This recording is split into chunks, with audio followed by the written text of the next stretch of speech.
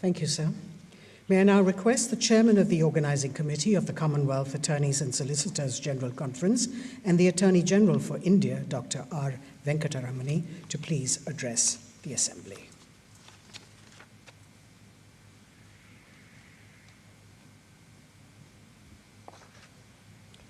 Honorable the Prime Minister Shri Narendra Modi ji, Honorable the Chief Justice of India, Honorable Justice Surya Kant, Honorable Minister for Law and Justice, my dear colleague Tushar Mehta, Learned Solicitor General, the wonderful congregation of judges of Supreme Court and High Courts, academicians, heads of law schools and institutions, the youthful array of students from across the country.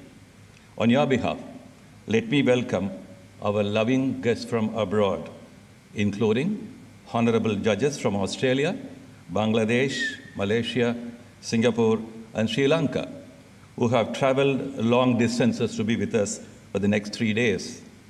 The chilly winter has been made warm by the bright presence of each one of you.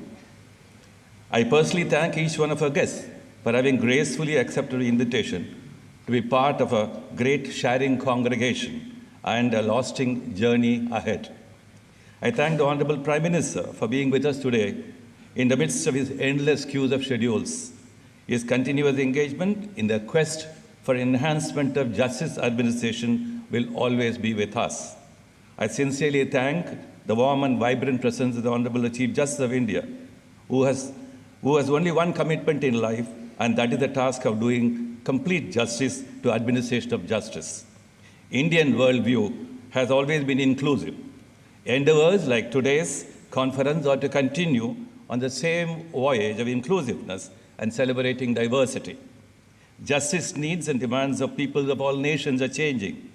We are moving into a world of sharing as against a world of control and hegemony. We now read, write, talk, and debate about enriching a free world where all peoples will carry liberty and rule of law in their hearts and democracy and peace in their sleeves.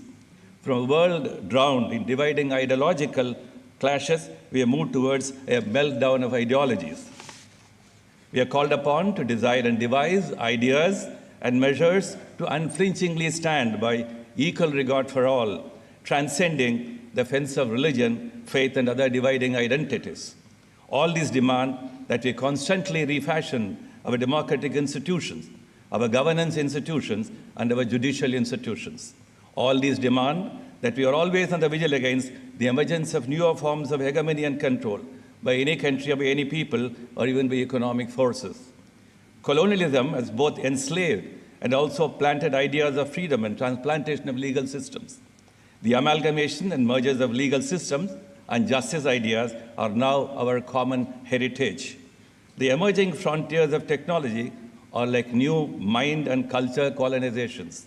They are enabling in as much as they connect and unite all of us. We are here today in many connected ways because of technology. They are challenging in as much as they opened up new doors and windows of control and misuse. In the midst of all this, the old idea of Commonwealth with colonial roots has transformed itself. The Association of Commonwealth Nations is blossoming in new ways. We have the Commonwealth Lawyers Association and the Commonwealth Law Reforms Commission. One missing link, I thought, is the legal education collaboration and its contemporary connection to our exchanges in trade, commerce, and dispute resolution concerns. There has been no concerted effort in the exchange of ideas in the field of legal education among Commonwealth countries. The experiments India has made in the field of legal education are valuable lessons.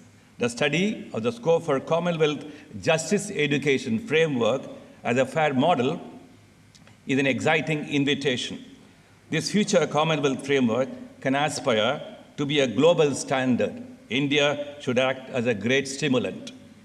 While there are efforts to establish international legal standards in areas like human rights and trade, the absence of relevant regional or universal legal courts has left a vacuum and uncertainties in cross-border justice delivery, and thus meets challenges in ensuring consistent justice across borders. The digital nature of many contemporary crimes, such as cybercrime and online fraud, poses challenges in investigations and prosecutions across borders. Our legal education programs may like to have special chapters on these matters.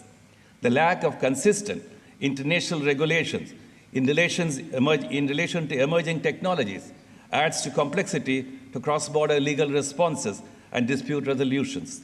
It is time for a Commonwealth Legal Exchange Platform and a Commonwealth Legal Exchanges Convention to begin to address these concerns and to transform the fundamentals of legal education.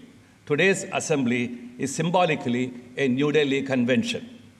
The idea of all of us being together under the umbrella of the Commonwealth Legal Education Association is to debate how to move into changing the landscapes of legal education into justice education. Addressing the needs, the justice needs of different sections of our communities, addressing the needs of cross-border justice and legal exchanges on an equal regard basis. We need to create and sustain important platforms for such exchanges. This beginning today is a humble hope for enduring relationships and connections. At the bottom of it all is the bondage of our cultures and values, distinct and special, but universal. I welcome each one of you once again.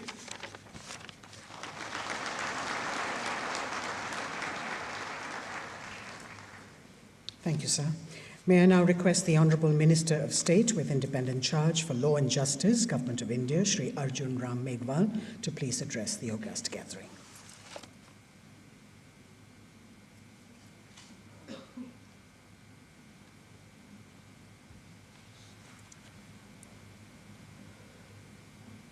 Today, on this occasion, sitting on the dais, the most popular leader of the world, Yug Naik, Honorable Prime Minister of India, Shri Narendra Modi ji, Honorable Chief Justice of India, Justice Dr. D.Y. Chandrachud Sahab, Honorable Justice Surya Kant ji, Judge Supreme Court of India, and Chief Patron of CLEA, Attorney General of India, Dr. R. Venkataraman ji, Solicitor General of India, Sri Tushar Mehta ji, President CLEA and Senior Professor, Indian Law Institute, Professor S. Shiv Kumar ji, Honorable former and present judges of the Supreme Court, Chief Justice of the different High Court, Attorneys and Solicitor General from the Commonwealth countries, Advocate Generals of all states, other distinguished luminaries, scholars, students, friends from media, and ladies and gentlemen, a very good morning to all of you. It is an honor for me to address this distinguished gathering of the Commonwealth Attorney and Solicitor General Conference 2024 on cross-border challenges in justice delivery with the motto of From Vision to Action, Shaping the Future of Legal Education and Justice Delivery in the Commonwealth Nations. I extend my sincere appreciations to the Commonwealth Legal Education Associations for partnering in organizing this significant conference. India is a mother of democracy and the largest member states of the Commonwealth, having nearly 60% population of the association, proudly welcomes all the valued dignitaries to this prestigious conference. This conference is a momentum to reflect upon the evolved role of attorneys and solicitor generals in the larger arena of good governance, architecture, and their purposeful role in the upcoming future. The timelines for institutionalizations of the post of Attorney General and Solicitor Generals may vary among the member states of the Commonwealth, but the historically perspective gives us valuable insights into the advisory role of this fraternity. Their invaluable suggestions and wisdom have helped to simplify the sophistications leading to better decision making to facilitate rule of law for the leaders at the helm of affairs. In India also, the wisdom of the founding fathers of the constitutions has designated the Attorney General as a constitutional post. He is the highest law officer and chief legal advisor in the country. Once Baba Sahib Dr. B.R. Ambedkar said, I am firm enough to say civilization cannot exist without advocate. Law is very foundation of civilization. I would like to add that being at the intersection of the diverse legal, political, constitutional functions, the attorneys and solicitors general are responsible stakeholders of the governance paradigms. Their single opinion has dramatic potential to bring effectiveness and purpose to national and international affairs. Today, in the technologically connected world, we are living in a global village. The global challenges of the day require global solutions through the coordinated efforts of all stakeholders. I am happy to note that this conference is addressing diverse yet interrelated ranges of issues that include the judiciary and justice system, legal education, and global legal challenges. Technology has emerged as a big enabler for digitally empowering society. India has showcased testimony to it as it has marched ahead with the commencement of a citizen-centering, technology-driven modern legal system. Telelaw, Nyay Setu, Phase 3 of E-Code project are transforming the judiciary by setting up digital, paperless, and smart courts. It has emerged as a global leader by conducting over 3 crore judicial proceedings through video conferencing. The nation has leapt forward to becoming Viksit Bharat by 2047. The Ministry of Law and Justice is religiously aiming to achieve justice for all through the speedy, affordable, and technology-enabled citizen-centering doorstep justice delivery system. I feel that the outcome of this conference will not merely help to address the cross-border challenges in justice delivery, but also facilitate to rooting out the menace of climate change, global warming, terrorism, drug and human trafficking, cyber crimes, and extremism, among others. The course correction in the justice delivery system has resonance in every space of human life.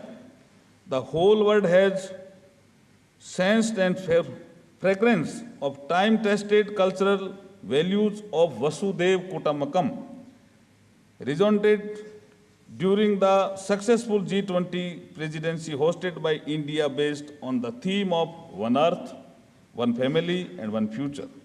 In conclusion, I would say that the dialogue, diplomacy, and aligned collective action are ways forward for amicably resolving the challenges and facilitating a better world for the upcoming generations.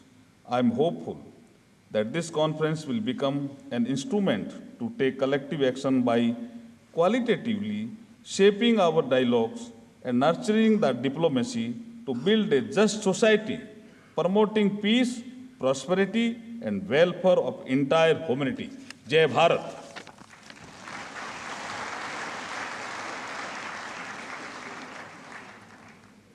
Thank you, sir.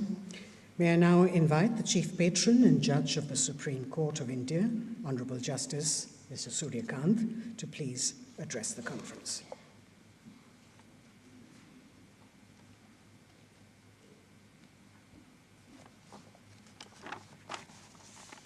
Honorable Prime Minister of India, Shri Narendra Modi ji, Honorable Chief Justice of India, Dr. Justice D.Y. Chandrachud, my esteemed brother and sister judges from the Supreme Court of India, Honorable Minister of Law and Justice Shri Arjun Ram Meghwalji, Learned Attorney General for India Dr. R. Venkataramani, Learned Solicitor General of India Mr. Tushar Mehta, Honorable Judges from the Federal Court of Malaysia, Federal Court of Australia, Supreme Court of Bangladesh, Supreme Court of Sri Lanka, Chief Justices and Judges from different High Courts, Learned Attorney Generals, Solicitor General and Law Officers from various Commonwealth jurisdictions, Professor Dr. S. Shiva Kumar, President, Commonwealth Legal Education Association, senior advocates and members of the Supreme Court Bar Association, learned Vice Chancellors, juries, academicians, delegates, representatives, distinguished guests, Advocate Generals and other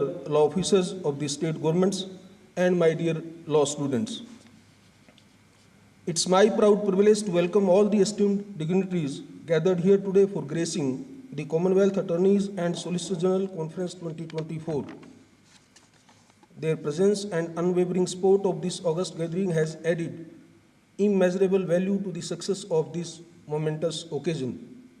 I extend my heartiest congratulations to Learned Attorney General for India, Solicitor General of India, and the Commonwealth Legal Education Association for this collaborative initiative and for having organized this event so seamlessly. The Commonwealth Legal Education Association, which I represent as its chief patron, stands as a beacon for advancing high standards of legal education. It is committed to socially relevant and professionally impactful legal education by fostering the development of legal curriculum, supporting law schools in preparing for the evolving professional demands, and promoting continuing legal education. The association contributes to the overarching goal of enhancing legal practices within the Commonwealth. The theme of 2024 conference is cross-border challenges in justice delivery, which addresses the complexities of our interconnected world. It allows us to navigate the intricate legal landscapes that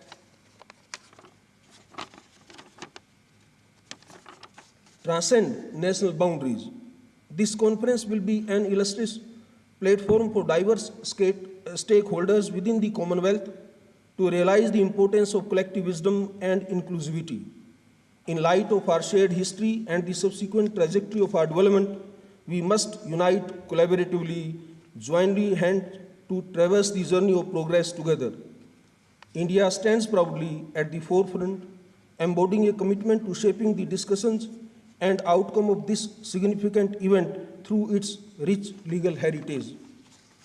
This conference aims at bringing together legal luminaries, scholars, and practitioners in an effort to translate visionary ideals into tangible actions. Its true significance lies in encouraging substantive discussions on pressing legal issues, promoting mutual understanding of legal mechanisms in the Commonwealth nations, and strategically charting the path forward for the evolution of legal education and justice systems. The presence of outstanding jurists from 30 jurisdictions also represents a unique opportunity to synthesize diverse perspectives and thus becoming a catalyst for transformative change within the Commonwealth legal domain. The motto of the conference, "From Vision to Action, Shaping the Future of Legal Education and Justice Delivery in the Commonwealth Nations," captures the very ethos of the event and highlights its role in tracing the course of legal education and justice delivery within the Commonwealth and beyond. It reflects the proactive stance of the conference, emphasizing actionable strategies. It also underscores the commitment of the Commonwealth nations to spearhead legal innovation, adapt to evolving challenges, and build a future where legal education is robust, justice is accessible as well as affordable, and the rule of law prevails. The 4 technical sessions will lead us to deliberate on the complex correlation between legislative structure and the administration of justice. The topic, Legal Framework and Advocacy in Justice Delivery, will highlight the need for harmonizing legislative contours while recognizing the interplay that influences the very fabric of justice. The session on Judiciary and Justice in a Changing World prompts us to ponder on the dynamic shifts in the role of judiciary in this ever-evolving world. The judiciary has never been static. It is a living, breathing entity in transition. Bridging the divide in access to justice becomes paramount when we address the disparities that persist in our pursuit of a more equitable legal system. Our focus is to understand these challenges and resolve solutions for strengthening a judiciary that mirrors the values of justice, accessibility, and fairness. Our discussion on global legal challenges and institutional resilience will focus on the cross-border challenges in the justice delivery system. Tackling transnational crimes and enhancing institutional capacities become imperative aspects of our discourse. These deliberations will certainly fortify our institutions, enhance their adaptability, and craft strategies that transcend borders in our pursuit to a more just and secure world. In the last and perhaps the most crucial session would be transporting legal education for the future, a roadmap which propels us into the future, envisioning the transformation and reimagination of legal education, contemplating its role in molding the future of our profession. Rethinking legal education is not an empty exercise, but is a vision statement. It is a strategic guide that would fashion future generations of legal practitioners. This discourse is not only to understand the challenges, but to actively contribute to the evolution of legal education, which is coherent within the framework of 21st century. I firmly believe that the technical sessions will extend beyond dialogue and serve as grounds for inspiration, innovation, and commitment. Through our shared insights, experiences, and solutions, we will surely compose a new legal regime towards a unified legal mechanism that stands poised for the glimmering future. Our challenges are formidable, but so is our spirit. Together, we will strive to create a future where justice knows no boundaries, legal education transforms minds, and our institutions stand resilient in the face of global challenges. Let our discussion be insightful, collaborations fruitful, and our collective journey lead the way for an equitable and effective global justice system. I wish you all enriching deliberations, insightful interactions, and a conference that leaves an enduring mark on the landscape of justice delivery. Thank you very much. Jai Hind.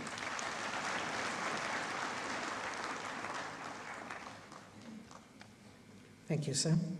May I now request the Chief Justice of India, Honourable Justice Dr. D.Y. Chandrachud, to please address the conference.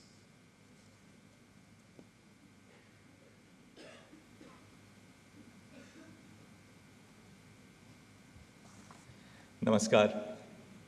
Honorable Prime Minister Shri Narendra Modi ji, Union Minister for Law and Justice Shri Arjun Ram Meghwal, my very distinguished colleague Justice Suryakant, the Attorney General Shri Venkatramani, the Solicitor General Shri Tushar Mehta, Dr. Shivakumar, President CLEA, Attorneys General, Solicitors General from the Commonwealth countries, visiting judges, Vice Chancellors, professors from law schools and students.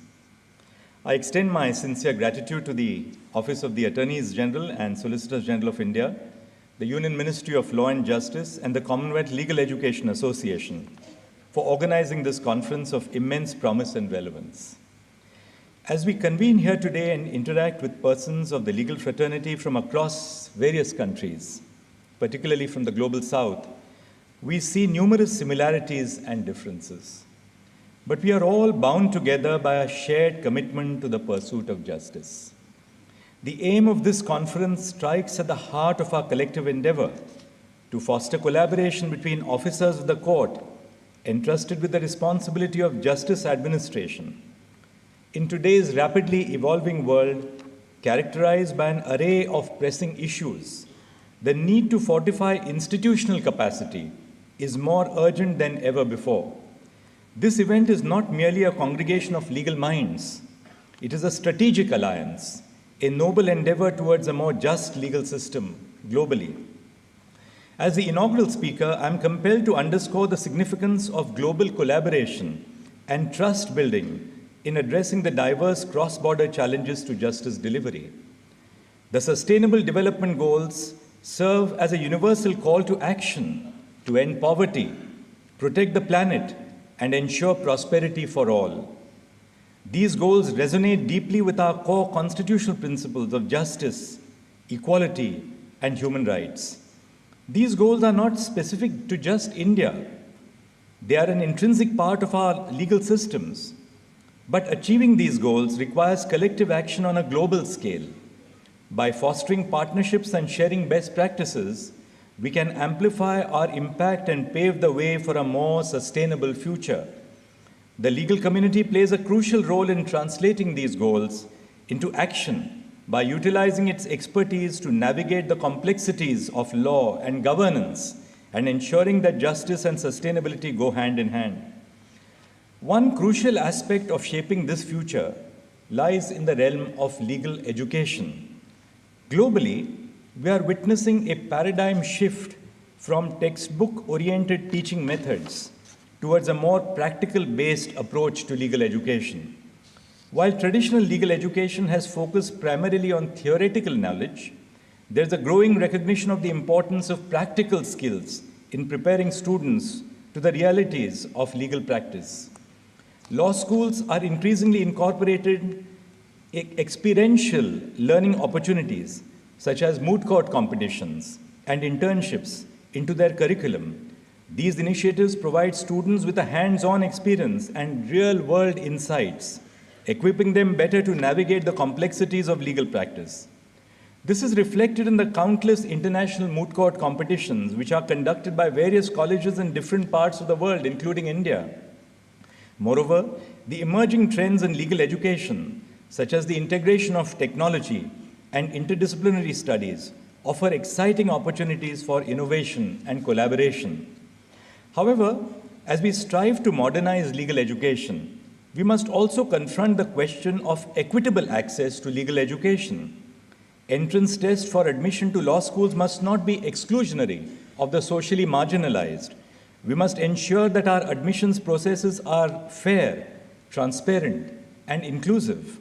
This necessitates a holistic approach towards admission and recruitment that considers not only academic performance, but also factors such as socioeconomic background, diversity, and life experiences.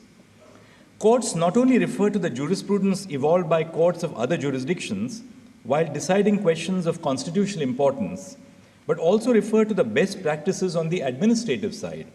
In the past year, the Supreme Court of India has hosted members of the E-Committee of the UK courts and judges of countries across the world, belonging particularly to the Shanghai Cooperation Organization, SCO countries, where we discuss the best practices for the administration of justice. Our interactions range from discussions on the interface of technology and justice delivery mechanisms, and the presence or absence of statutory timelines for pronouncement of judgments once they are reserved by judges. I remember that when I drafted the white paper on reforms to the clerkship recruitment process in 2021 of the Supreme Court, before I took over as Chief Justice of India, my team of judicial law clerks and I studied the process of recruitment of law clerks in various jurisdictions. We identified the best practices in various countries and proposed a reform of the process which would ensure equality and increase diversity of applicants. At this conference, focused on law officers, it is pertinent to consider their pivotal role in upholding the ethics in legal practice. Law officers serve as a primary point of contact between the courts and the government, representing not only the government as an institution, but also the various departments and officials within it. The Attorney General and the Advocates General are posts envisaged under our Constitution. Several other law officers also represent the Union and the states, including the Solicitor General, Additional Solicitor General, Additional Advocates General for the states. The Supreme Court has repeatedly emphasized that law officers and professionals should not only assist the administration of justice, but also uphold the honor of the legal profession through exemplary conduct from both within and outside the courtroom. Ethics in legal practice encompass a wide range of principles, such as offering valuable insights into decision-making. Virtue ethics, for instance, underscores the importance of cultivating moral character and pursuing excellence in every aspect of legal work. In the context of the legal profession, this translates into a commitment to integrity, honesty, and professionalism in all endeavors. A crucial aspect of executive accountability rests on the ethical conduct and responsibility of law officers, who function not only as representatives of the government, but also as officers of the court. The eminent jurist, Nani Palkhiwala, wrote to Mr. Soli Sorabji on his appointment as Attorney General for India, and he said, "The greatest glory of the Attorney General is not to win cases for the government, but to ensure that justice is done to the people." Law officers bear a greater responsibility in upholding ethical standards compared to private practitioners, given their role as guardians of the rule of law. An exemplary figure in this regard is the late Soli Sorabji, a former Attorney General, who during his tenure demonstrated a commitment to justice by advising the Union when it lacked a valid legal case. It is imperative that law officers remain impervious to the polity of the day and conduct themselves with dignity in court, ensuring the integrity of legal proceedings. Simultaneously, we need to recognize the significance of cultivating a shared commitment to justice. Recent initiatives of the Supreme Court of India, such as the implementation of a standard operating procedure, SOP, guiding courts in summoning government officials, underscores the laying down of guidelines in this regard. This ensures a smooth code of ethics is formulated by judges in summoning government officials, and they are not summoned arbitrarily. The SOP emphasizes the imperative of treating government officials with dignity and respect in courts, discouraging disparaging remarks based on appearance or attire unless there is a violation of the dress code. Importantly, it cautions against leveraging the power to summon officials as a tool to pressurize the government, emphasizing that such actions should be reserved for circumstances crucial to the administration of justice. This collaborative approach involving legal officers, government officials, and the judiciary reinforces the ethical underpinnings of executive accountability while fostering a culture of mutual respect and cooperation within the justice system. Finally, as we stand at the intersection of tradition and innovation, technology emerges as a powerful force for justice. While it promises to enhance the speed and accessibility of justice, we must navigate carefully. The deep-seated structural and financial hierarchies within our societies in the global south demand consideration to ensure that technology does not inadvertently precipitate existing problems. Modernizing courtrooms and facilities is as crucial as bolstering overall infrastructure, ensuring that technology serves to enhance transparency and accountability and not to perpetuate opacity and inequality. Technology should bring about a transformation, not just automation. Dr. B.R. Ambedkar, the architect of the Indian Constitution's insight that law and order are the medicine of the body politic, and when the body politic gets sick, medicine must be administered. This underscores the importance of thoughtful administration, especially when introducing technological innovations in the legal system. The e-courts project, for instance, aims to leverage technology to improve access to justice for all citizens. However, we must ensure that technological solutions are designed keeping in mind equity and inclusivity, taking into account the diverse needs and capabilities of all our stakeholders. In closing, let us embrace the challenges before us with optimism and resolve. Together, we can forge a future where justice knows no bounds and where the rule of law reigns supreme. Thank you. Namaskar.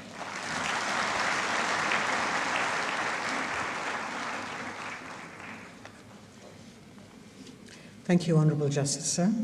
Ladies and gentlemen, we now have the privilege of hearing the Honourable Prime Minister of India, Shri Narendra Modi, share his thoughts.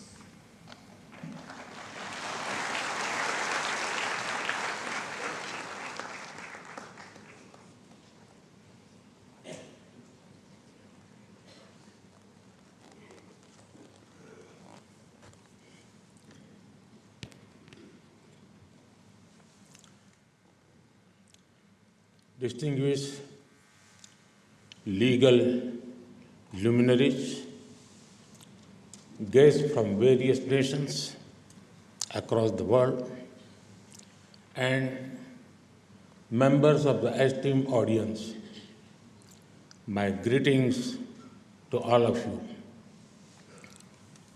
Friends, it is a pleasure to inaugurate this conference.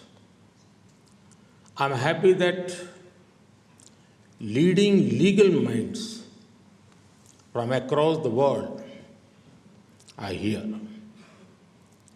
On behalf of 1.4 billion Indians, I welcome all our international guests.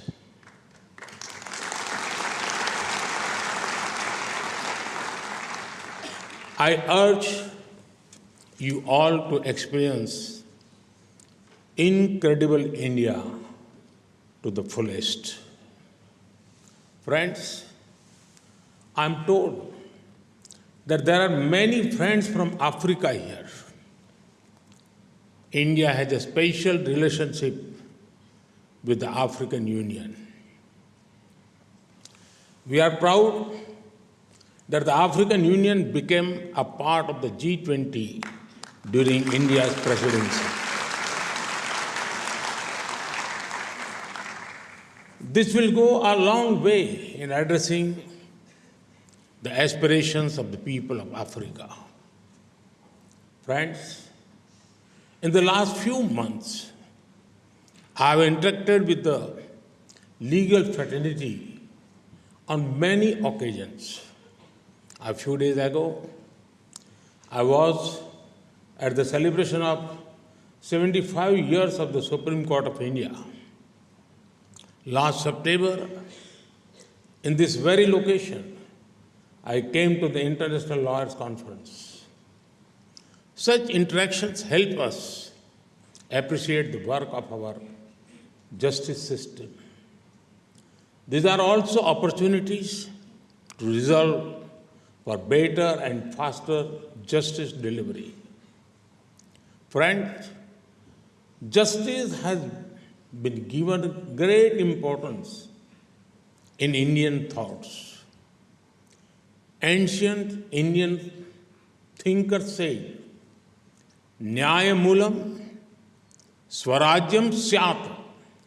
It means justice is at the root of independent self-governance. Without justice, even the existence of a nation is not possible.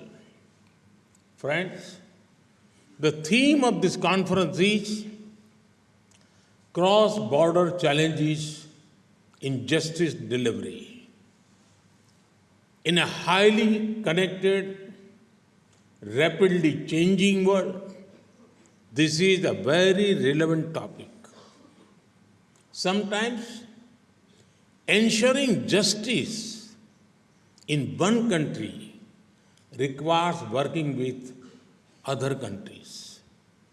When we collaborate, we can understand each other's system better. Greater understanding brings greater synergy. Synergy boosts better and faster justice delivery. Therefore, such platforms and conferences are important. Friends, our systems already work with each other in many domains. For example, air traffic control and maritime traffic. Similarly, we need to expand cooperation to investigation and justice delivery. Cooperation can happen even while respecting each other's jurisdictions. When we work together, jurisdiction becomes a tool to deliver justice, not delay it. Friends, in recent times, the nature and scope of crime have seen radical change. Criminals have wide networks across various countries and regions. They use the latest technology for both funding and operations. Economic crimes in our region are being used to fund activities in other regions. The rise of cryptocurrency and cyber threats are posing new challenges. 21st century challenges cannot be fought with a 20th century approach. There is a need to rethink, reimagine, and reform. This includes modernizing legal systems that deliver justice. This includes making our systems more flexible and adaptable. Friends, when we speak of reforms that need to be focused on making justice system more citizen-centric, ease of justice is a pillar of justice delivery. In this space, India has many learnings to share. In 2014, the people of India blessed me with responsibility of becoming the Prime Minister. Before that, I worked as the Chief Minister in the state of Gujarat. Back then, we decided to set up evening courts.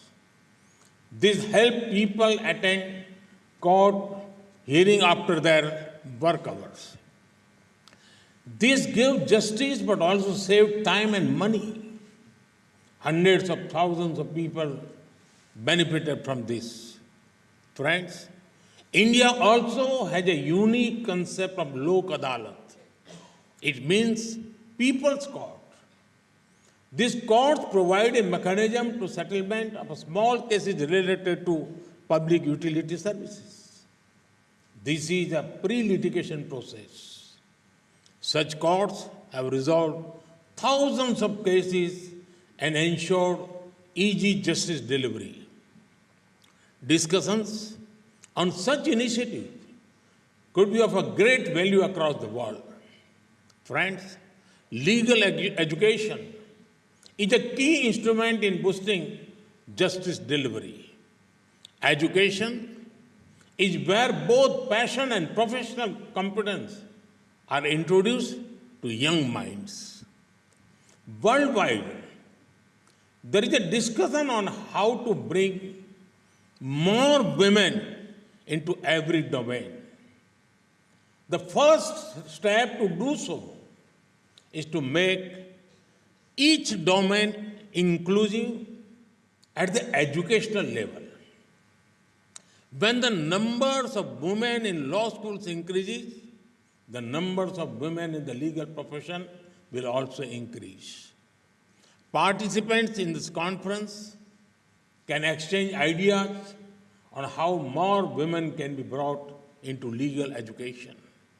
Friends, the world needs young legal minds who have diverse exposure. Legal education also needs to adapt to changing times and technologies. Our focus on understanding the latest trends in crime, investigation, and evidence will be helpful. Friend, there is a need to help young legal professionals with greater international exposure. Our finest law universities can strengthen exchange programs between countries. For example, India has perceived the world's only university dedicated to forensic science. Students, law faculty, and even judges from various countries can be helped to explore short courses here. Further, there are many international institutions related to justice delivery. Developing countries can work together to get greater representation in them. Our students can also be helped to find internship at such institutions. This will enable our legal system to learn from international best practices. Friends, India inherited a legal system from colonial times, but in the last few years, we made a number of reforms to it. For example, India had done away with thousands of obsolete laws for colonial times. Some of these laws had the potential to become tools of harassment of people.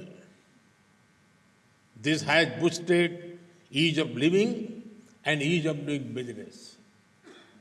India is also modernizing laws to reflect the present realities. Now, the 3 new legislations have replaced more than 100-year-old colonial criminal laws. Earlier, the focus was on punishment and penal aspects. Now, the focus is on encouraging justice. Therefore, citizens have a sense of assurance rather than fear. Friends, technology can also have a positive impact on justice system. In the last few years, India has used drones to map places and provide clear property cards to rural people. Disputes reduce, the possibility of litigation reduces, and the justice system load decreases, making it more efficient. Digitization has also helped many courts in India take proceedings online. This has helped people access justice even from far-away locations. India is happy to share its learning in this regard with our countries. We are also keen to learn about similar initiatives in other countries. Friends, every challenge in justice delivery can be addressed, but the journey starts with one shared value. We must share a passion for justice. May this conference strengthen the spirit. Let us build a world where everyone has access to timely justice and none is left behind. Thank you. Thank you very much.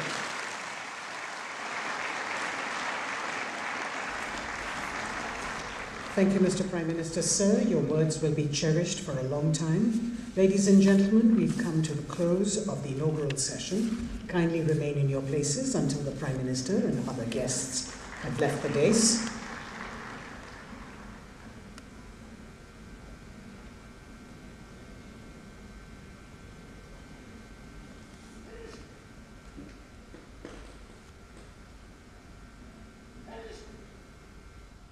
तो दिल्ली के विज्ञान भवन से अभी आप सुन रहे थे प्रधानमंत्री नरेंद्र मोदी को, जो कि कॉमनवेल्थ लीगल